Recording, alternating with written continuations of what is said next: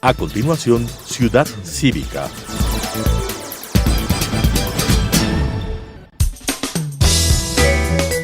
Clasificación B, bajo supervisión de un adulto.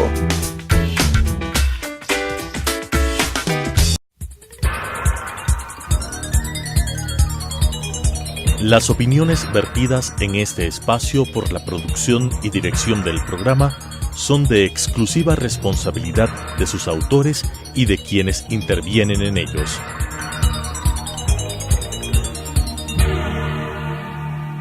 Telesucesos Canal 29 UHF presenta Ciudad Cívica, porque todos somos ciudadanos. Javier Buendía. Ciudad Cívica. Bienvenidos nuevamente a la construcción de Ciudad Cívica. El elemento fundamental de este espacio es evidentemente lograr ese salto de calidad que busca la recuperación del proyecto de ciudad. Y en ese margen, el tema de nuestras investigaciones y el tema de la posibilidad de enriquecimiento que se está haciendo desde varios sectores, hacen que únicamente todos los diagnósticos que hemos elaborado en los capítulos anteriores respecto de la situación crítica de la ciudad y la posibilidad de recuperación de un modelo de gestión debe ir un poco más allá. Estamos estableciendo con toda claridad los contenidos de la modificación de un régimen urbano en la ciudad que debería modificar los elementos normativos, los elementos orgánico-funcionales e incluso empezar a discutir si es que en Quito hay una necesidad de modificar también su situación político-administrativa. Es decir, si las 11 zonas que en este momento funcionan en la ciudad están dando las respuestas correctas, concretas y completas a los elementos de definición de la calidad de vida y la sustanciación y provisión de servicios. En ese orden de ideas, un elemento fundamental que tiene el modelo de gestión es el ejercicio de derechos y que tiene un punto fundamental de convergencia en la lógica del trabajo que hemos realizado durante estos 9 años y sobre todo mucho más enfáticamente en estos últimos 45 meses relacionados con el tema de la interpelación cívica en relación al tema de la violación presunta de derechos como el de participación, el de acceso a información, entre otros, pero lo principal, el tema relacionado con lo que prevé la Constitución en su artículo 31. El derecho a la ciudad, el tema de la posibilidad concreta de que todos tengamos acceso al disfrute pleno de la ciudad y sobre todo basados en una gestión democrática en el convivir diario de la ciudad. En ese orden de ideas, las violaciones que nosotros hemos podido sustanciar atentan directamente a ese artículo, al 31 de la Constitución, y por lo tanto hay también espacios y segmentos poblacionales muy concretos en que esa violación es mucho más evidente.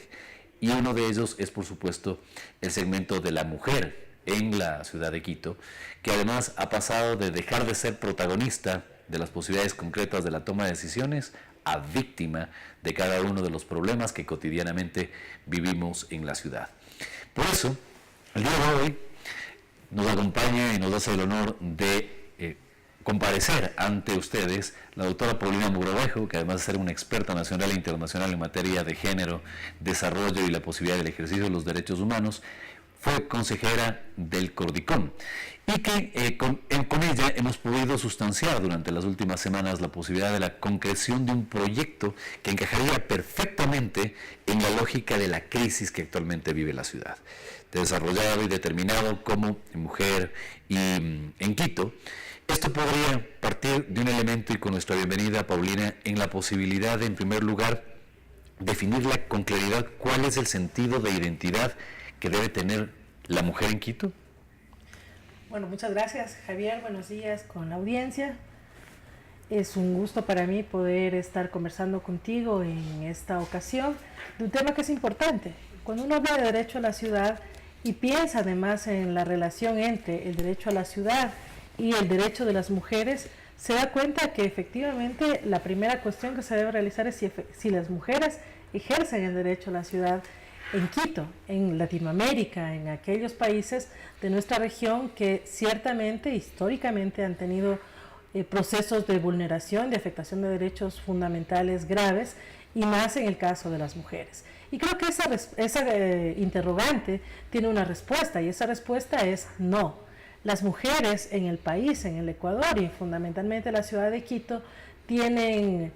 una asignatura pendiente, tanto desde el proceso del ejercicio pleno de su derecho, como en la posibilidad de la exigibilidad y el empoderamiento de este derecho también en la ciudad de Quito, o en el marco de los procesos propios de las organizaciones de mujeres, procesos propios de las actividades o la relación que se tiene con los gobiernos locales. Es decir, ahí hay un serio problema, y la respuesta efectivamente, cuando uno dice si se ejerce o no el derecho a la ciudad, en el caso de las mujeres en la ciudad de Quito, podríamos decir que no. Y por eso nace este proyecto del que tú hablas, Javier, que es el proyecto Mujer en Quito, que nos plantea reflexionar sobre esta temática, pero además de la reflexión de no quedarnos únicamente en eso, establecer propuestas que permitan a las mujeres en el ámbito laboral, en el ámbito privado, con sus familias, en la movilidad, en el acceso a servicios básicos, poder también ejercer todos sus derechos humanos. Y esa es la idea, en este caso, de pensar en la mujer y pensar en Quito, y la mujer en Quito. ¿Cómo vive la mujer en Quito? Si hay un tema fundamental que en este momento define la problemática en la ciudad, no está únicamente relacionada con la provisión de sus servicios, el tema de movilidad, seguridad en general, sino fundamentalmente con relación a la crisis sistémica que vive el país. Y en ello hay un factor preponderante que incluso desde este 5 de febrero deberemos entrar a discutir todos para tomar medidas concretas, consensuadas de manera mayoritaria, respetando el tema de los disensos, el tema del empleo. Y si en el tema de la relación que existe en el enfoque de género frente al tema del territorio, si hay segmentos poblacionales en donde hay un impacto de manera mucho más concreta, es en el segmento de las mujeres, y sobre todo en la capital de la República, en donde por el fenómeno incluso de la migración interna, el problema se ve agravado. Entonces, las cifras de ese 9.71%,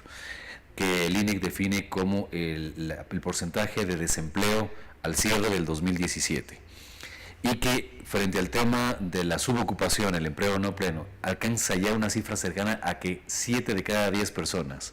en la ciudad de Quito no poseen un empleo formal, y dentro de eso hay un segmento concretísimo de cerca del 40% de esa cifra, que son mujeres y jefas de hogar. La situación es mucho más concreta, y creo que podría ser un elemento fundamental sobre el cual acometer en la línea del proyecto, Paulina. Efectivamente, yo creo que es importante reflexionar sobre qué es el derecho a la ciudad. La ciudad y el derecho en el espacio local significa que los derechos humanos en general, Javier, donde se ejercen realmente en la práctica es en el hábitat natural, donde nosotros vivimos, donde está asentada nuestra residencia, donde estamos nosotros decididos a casarnos, a fundar una familia, a trabajar si fuera el caso, o a construir un proyecto de vida. Y eso es el territorio. No es necesariamente hablando de macroeconomía, que es importante, por supuesto, no es hablando de los grandes temas del Producto Interno Bruto o las temáticas que tienen que ver con las competencias del Estado central que se ejercen realmente los derechos humanos, sino en el día a día, en la relación que tenemos con los vecinos, en la relación que tenemos en nuestro trabajo con nuestros compañeros y compañeras de trabajo, con las jefas o jefes en ese espacio laboral, cómo nos realizamos o cómo ejercemos nuestros derechos humanos en el espacio de la educación, en el espacio escolar, como madres de familia o como hermanas o como parientes, o por último como estudiantes. Es decir, son varias las cosas en el territorio donde uno habita, donde realmente se ejercen los derechos humanos. Y eso hace que la garantía de los derechos, especialmente económicos, sociales y culturales, que es el caso del empleo, por ejemplo, sea un tema de los gobiernos locales. En un ámbito de globalización, además, cuando se está pensando en una tendencia de internacionalización de las ciudades, y que Quito además está en el marco de este proyecto de internacionalización,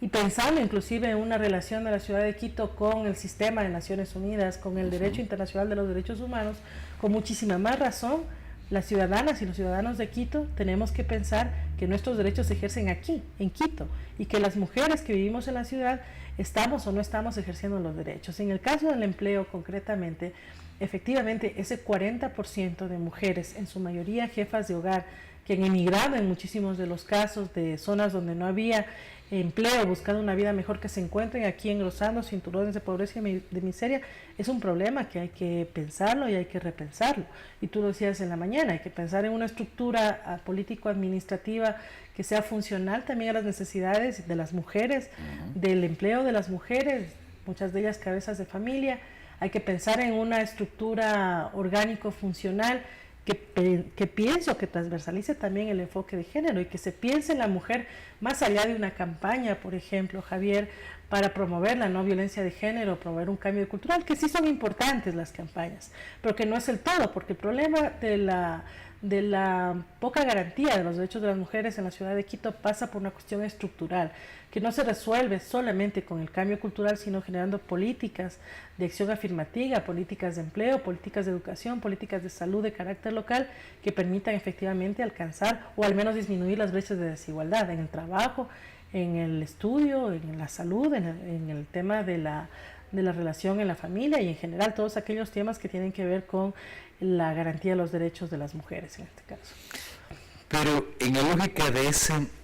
salto de calidad en la recuperación de la posibilidad de la estabilidad en Quito, este elemento de la reformulación de su régimen urbano debe establecer en la parte normativa, por ejemplo, que dé lugar a ese orgánico funcional, a temas permanentes de política pública, territorial, municipal, de género, y la relación también con los derechos de participación, es decir, todo tipo de norma que se vaya a establecer en la ciudad, a partir de la legislación nacional, todo tipo de política pública que se vaya a adoptar en la ciudad, deben tener estos dos ejes como permanentes, es decir, no una lógica de lo que ha venido ocurriendo incluso para el tema de la toma de decisiones dentro de estos últimos 10 años, de que efectivamente hay una discusión absolutamente apartada de los temas de género, relacionados con cada una de sus problemáticas, y que parecerían no tener relación, por ejemplo, con el tema de lo que ocurre en las ciudades, de lo que ocurre en los territorios. Esa integralidad incluso podría permitir que incluso esos grupos que vienen trabajando puedan ya incorporarse de manera mucho más clara a una agenda ciudadana territorial en la ciudad. Sí, pero además de la focalización de la que tú hablas, Javier, es importante la transversalización del enfoque de género en todas las políticas públicas locales, es decir, pensar en políticas públicas con enfoque de derechos humanos y políticas públicas con enfoque de género, porque uno de los grandes problemas que se tiene a la hora de garantizar o de promover los derechos de las personas, en este caso mujeres, pero puede ser población afroecuatoriana o población indígena, es que se ha determinado o se ha guetizado, si quieres, el tema de la garantía de sus específicos derechos, cuando una mujer es afroecuatoriana también, una mujer mestiza sigue siendo mujer y es mestiza, una mujer de las zonas urbano-populares sigue siendo mujer, pero también tiene su concreción urbano-popular, es decir, si uno establece una política en relación o con enfoque de derechos humanos, tiene que transversalizar también el tema del género. Tú hablabas de participación, que es otro de los temas. No puedes hacer una política con enfoque de género sin las mujeres. Así es.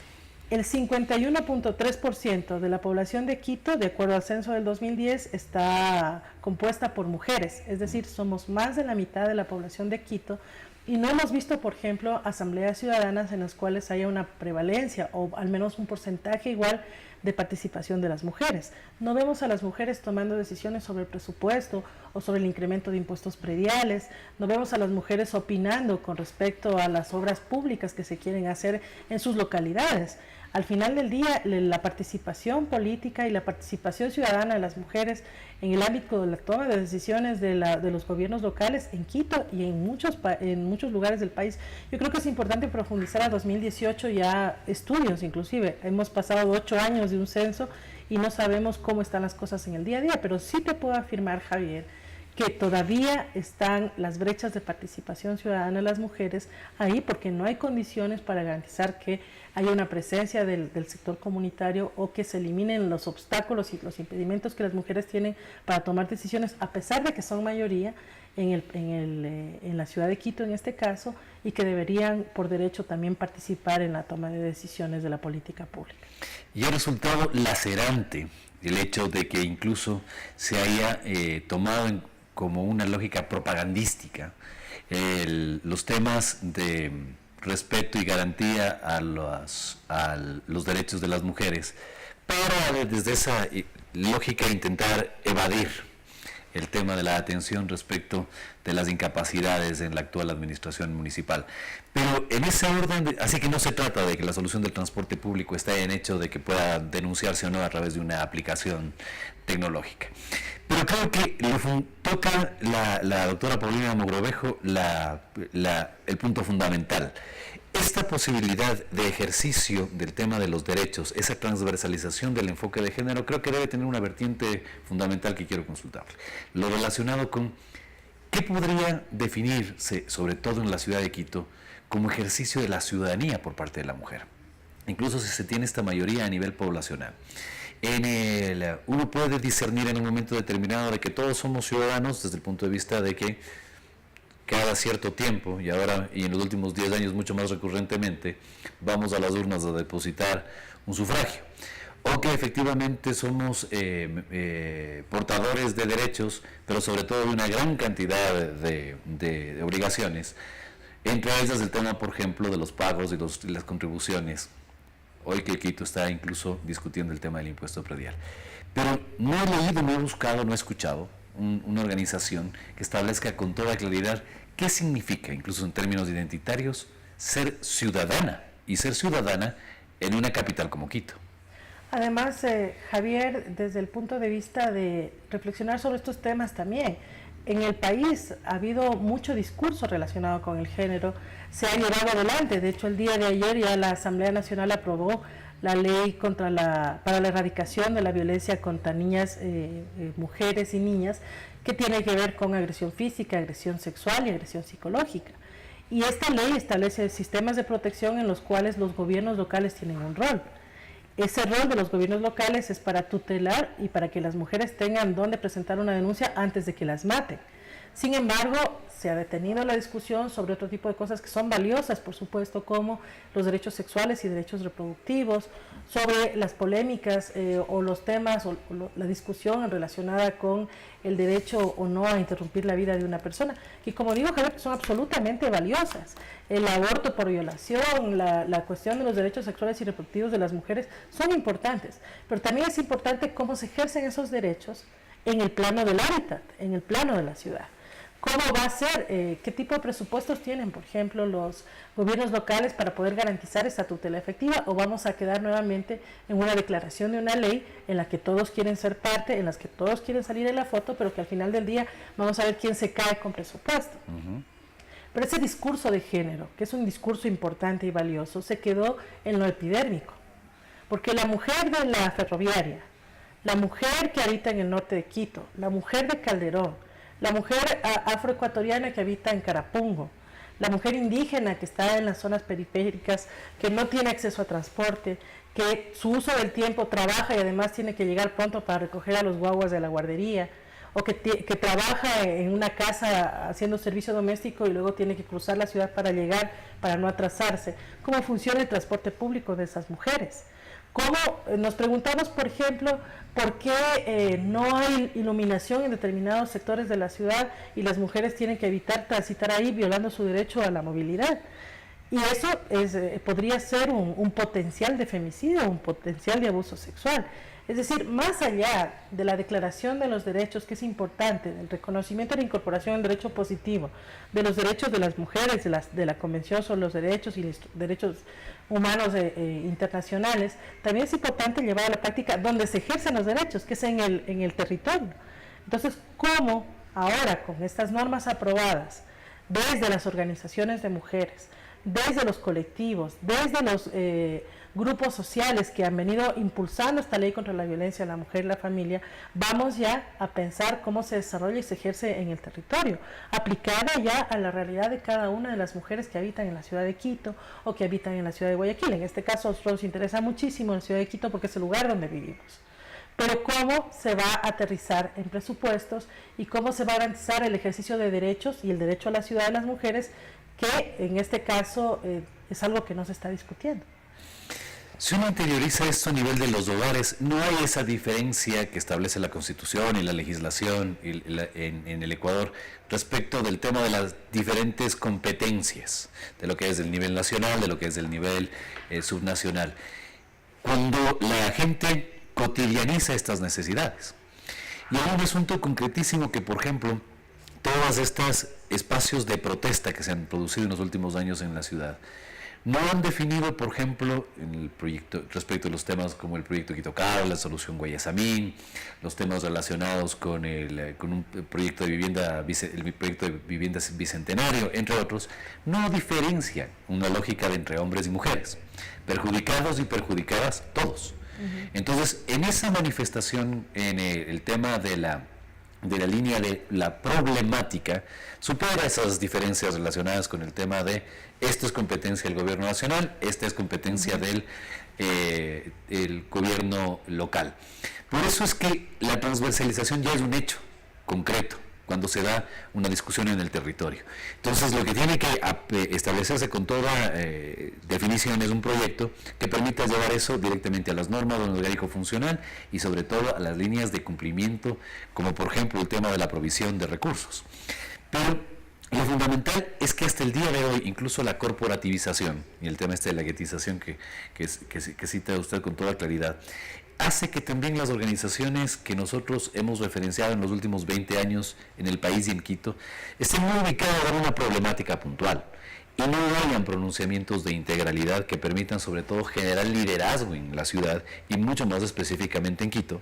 Entonces, la posibilidad también de la recuperación de ese proyecto de ciudad para convertirlo en una ciudad cívica, creo que parte también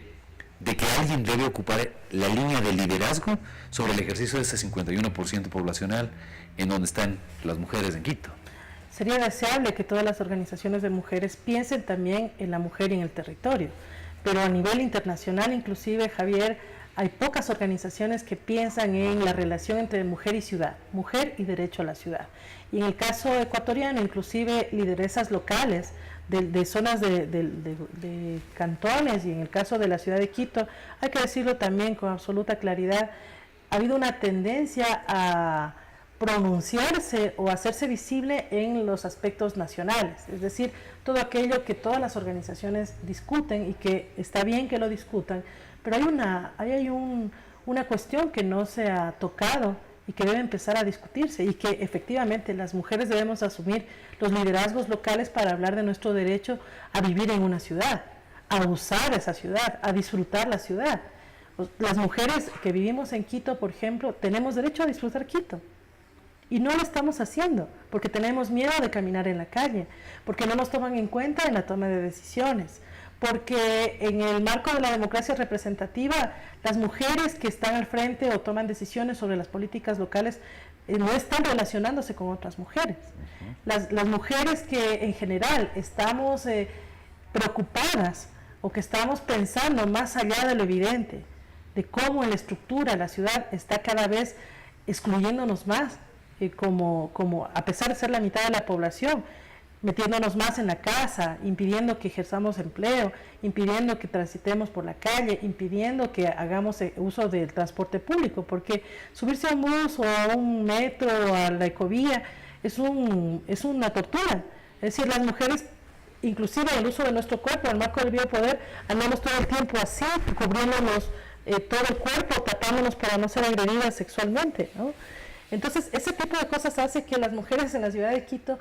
tengamos o no estemos disfrutando de la ciudad. Y para eso es necesario invocar, hacer un llamado a todas aquellas mujeres preocupadas por el tema, para asumir el liderazgo. Ahora estamos con el proyecto Mujer en Quito. Creo que es momento ya de que las mujeres sigamos hablando de los temas importantes a nivel nacional, pero que nos preocupemos también de las mujeres que habitan en la ciudad. Y por eso es importante asumir estos liderazgos como lo que estamos haciendo desde el proyecto Mujer en Quito, Javier. Y esa invitación es la que hace directamente prevalente la presencia del día de hoy de la doctora Paulina Mogrovejo en este esfuerzo que, más allá de un espacio semanal de televisión, lo que intenta es fundamentalmente contribuir a la construcción de la ciudad cívica. Hay elementos que, desde el punto de vista de la formulación de ese nuevo régimen urbano en la ciudad, pasa principalmente por el nivel del ejercicio protagónico de nuestros derechos, y las mujeres no deben esperar que se abran los espacios, hay que tomarlos, hay que tener una actitud proactiva, y en eso el primer elemento fundamental que da conclusión a este primer diálogo en la formulación del proyecto del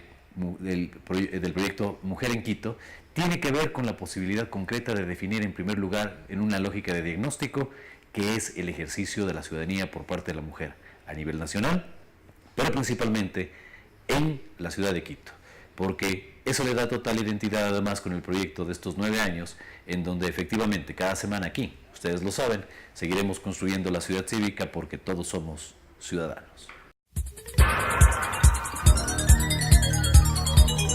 Las opiniones vertidas en este espacio por la producción y dirección del programa son de exclusiva responsabilidad de sus autores y de quienes intervienen en ellos.